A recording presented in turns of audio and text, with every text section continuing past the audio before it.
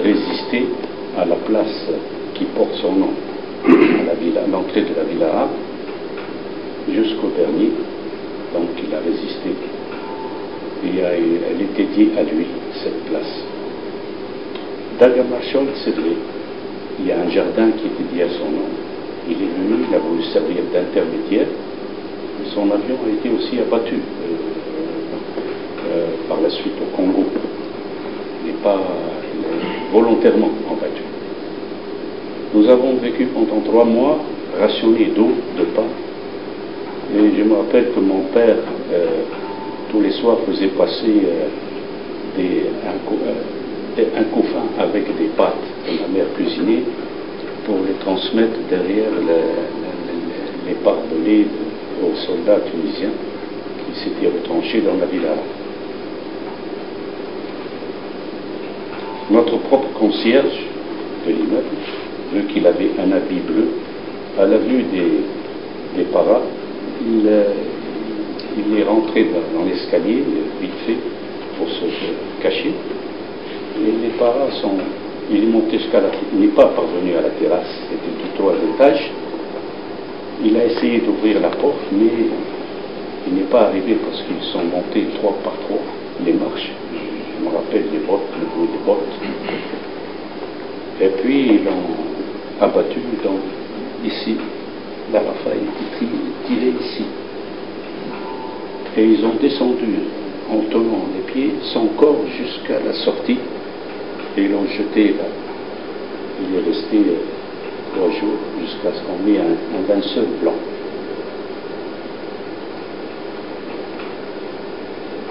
Et il faisait le sport tous les matins devant nous, là, les paras. On nous rationnait avec l'eau, on nous donnait de l'eau couleur rouille, on nous donnait un cachet blanc pour mettre dans l'eau.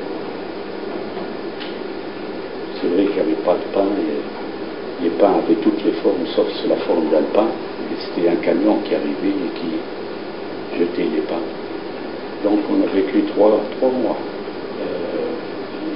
Il n'y avait pas beaucoup d'avitaillement. Et je suis retourné à l'école, puisque les écoles publiques étaient fermées, le 3 novembre. Je me rappelle cette date-là, le 3 novembre.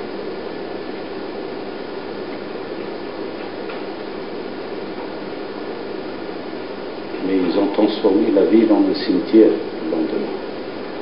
C'est vrai qu'ils ont saisi beaucoup d'armes qui étaient abandonnées, puisque dans la fuite, les militaires demandaient des habits civils, c'est vrai. Les volontaires étaient abattus sans pitié, ils étaient inexpérimentés, ils ne pouvaient pas manier les armes. Et la ville était séparée en deux, la ville arabe avec les barbelés. Il y avait un jeune maire qui s'appelait Rachid Tarès qui avait organisé après les manifestations. Ils ont été aspergés d'eau chaude avec de l'encre. Rachid Tarès avait 30 ans à l'époque. Mais les dernières phrases, il y a eu trop de morts, c'est vrai. C'était un massacre inutile et c'était également de la politique pour marquer l'histoire. C'est l'impression que j'en ai à ce jour. Parce que voir des jeunes arriver du fin fond de la Tunisie qui n'ont jamais vu l'eau, la mer, et qui faisaient comme ça pour boire l'eau de mer en la trouvant salée. Je me rappelle j'habitais en face le port et je me rappelle rue de Belgique, ces jeunes qui défilaient avec les chapeaux de paille. Ça a été orchestré, gonflé comme une cocotte minute, mais après, en 3 jours, il y a eu un massacre terrible. Il y a quand même des épisodes de résistance de l'armée tunisienne, c'est vrai, le commandant Béjari, et également 3 autres militaires devant la teinturerie, avenue Habib Bourguiba.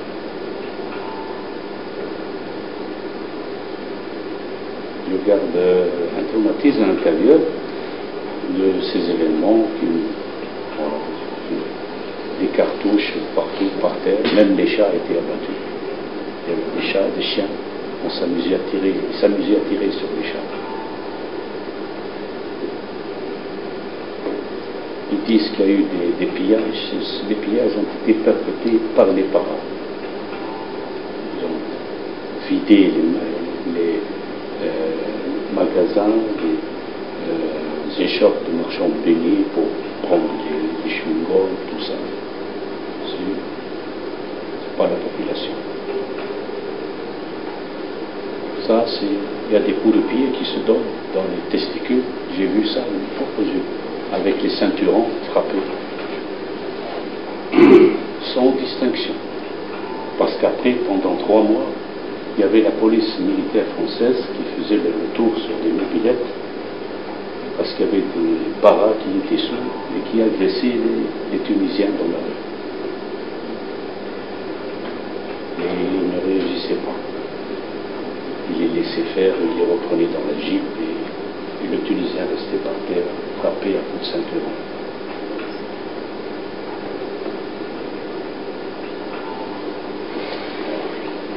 Écoute, merci beaucoup pour une bonne cause, puisque c'était pour défendre le dernier relent du colonialisme français, quoi. Hein.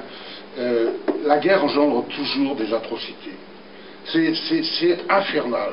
Moi, quand on me dit qu'il faut une bonne guerre, je dis, vous avez bien réfléchi à tout ce que vous dites, parce que ce que j'ai vu, le peu que j'ai vu finalement, eh ben, finalement c'est terrible, et ça met en face à face des gens qui auraient dû normalement se tenir la main, parce que, bon, dans des pays qui étaient en voie de développement, il aurait fallu mettre tout le paquet pour que les gens, il y ait un partage des richesses, que finalement tout soit, bon, c'était pas comme ça.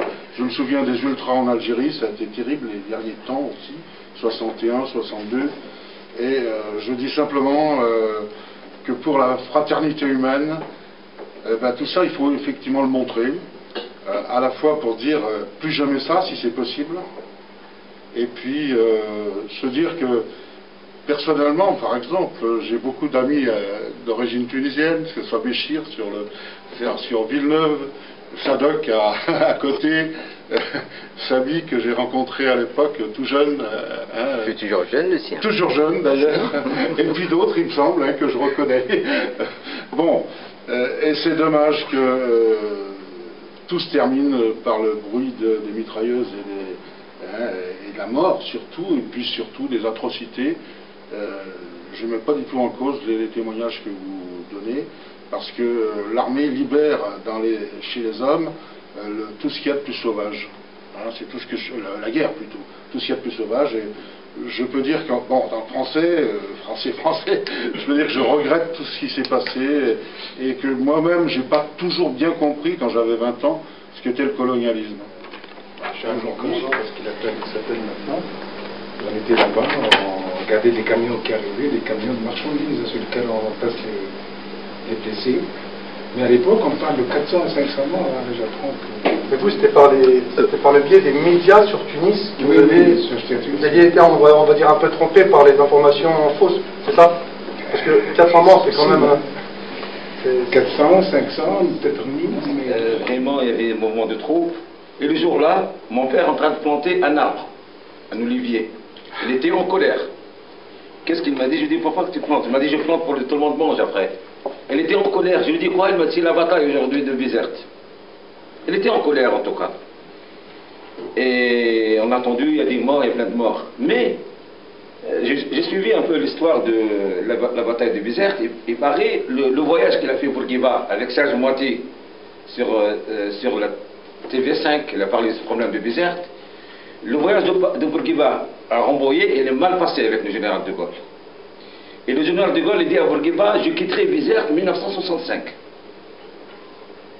Et de Gaulle, à l'époque, il s'occupait des problèmes de la recherche nucléaire dans le Sahara algérien. C'était sans problème. Alors, il y avait un affrontement entre 2 hommes, entre Bourguiba et général de Gaulle. Et il paraît que le général de Gaulle il veut donner une leçon à Bourguiba. qu'est-ce qu'ils disent les historiens en France, c'est mal passé. Même il paraît, il y a certains dans le mouvement tunisien, elles n'étaient pas prêtes pour affronter l'armée française. Et qu'on a vu tout à l'heure le reportage, il y a plein de voitures en train d'amener des combattants, offrant de la porte, comme l'a dit le monsieur, de la Tunisie entière. Il y avait eu plusieurs morts. Mais il paraît, dans le fond, il y a un problème entre Bourguiba et Général de Gaulle. Général de Gaulle ne veut pas céder, et Bourguiba non plus.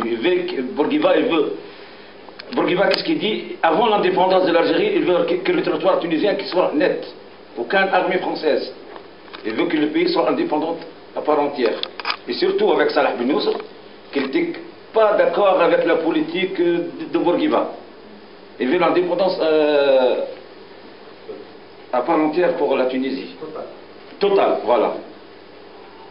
Même les historiens en France, il a dit, hein, la bataille de Bizerte, il y avait beaucoup de morts pour rien, si on peut dire. Qu'est-ce qui s'est passé à Bizerte? Mais on va voir les historiens, qu'est-ce qu'ils peuvent dire sur cette bataille-là.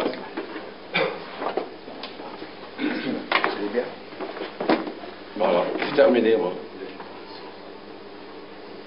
C'est ça, cet événement, parce qu'il me tenait à cœur depuis déjà pas mal de temps. À chaque fois que je rentrais en Tunisie, j'allais voir les personnes d'un certain âge et les provoquer pour qu'ils me racontent l'histoire. Et beaucoup de Bizertins, ils me disaient c'était le temps de la fuite. Ça veut dire que beaucoup de Bizertins ont fui la ville. Très peu sont restés sur place et qu'ils ont pris les armes et qu'ils sont allés faire cette guerre. À savoir que beaucoup de gens qui sont venus, c'est des paysans et des gens jeunes qui ne connaissaient pas et qui ne savaient pas manier les armes du tout. Il y avait tout pour tout, des armées organisées, ils n'étaient pas plus de 200 pour maintenir le commandement. Quand j'ai vu tout ça, quand j'ai fait une petite recherche, lire à droite, à gauche, j'ai trouvé que c'était une grosse connerie humaine. Il y avait deux caprices, le caprice de Bourguiba et le caprice du général de Gaulle. L'Algérie à côté, elle était en guerre, ils avaient des martyrs. Les Tunisiens, ils n'en avaient pas, donc il fallait faire aussi des martyrs. Et de cette façon, prouver comme quoi la guerre était justifiable. En sachant que la France avait signé le protocole d'aller sortir. Autre chose qui était très importante, mais là je ne l'ai pas mis dans le film, en 1962, vu cet échec politique de Bourguiba, les militaires de Bizerte ont monté un coup d'État contre Bourguiba. Depuis cette histoire, nous n'avons plus eu un seul personne de Bizerte, qui soit militaire ou civile, s'appliquer dans le gouvernement de la Tunisie. Voilà, vous voyez. C'est vrai, tout le monde parle de ça aussi. La région de Bizerte, ne pas confondre. Même le reportage tout à l'heure, il disait, il y a beaucoup de Bizertins, ils ont pris le bateau. Ils ont pris le bateau. Non, il y en a qui sont partis avant déjà contre la France. Pourquoi on nous appelle les paras, par exemple? Les gens de tout le reste de la Tunisie, ils appellent les Bizertins les enfants des paras. Alors qu'on a été massacrés, égorgés, tout ce qu'on veut. C'est vrai. On a renversé même la tendance. À Bizerte, en début de semaine, le cessez-le-feu s'est installé.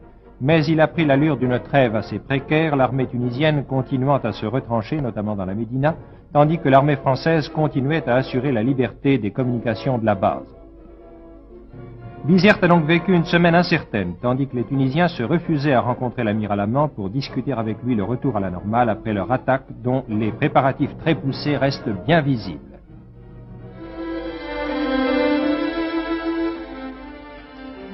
Sur le paquebot président de Casalais, on attendait 900 passagers. En fait, ils étaient 1300 qui avaient pu quitter Bizerte samedi, 1300 nouveaux réfugiés qui arrivaient ce matin même à Marseille.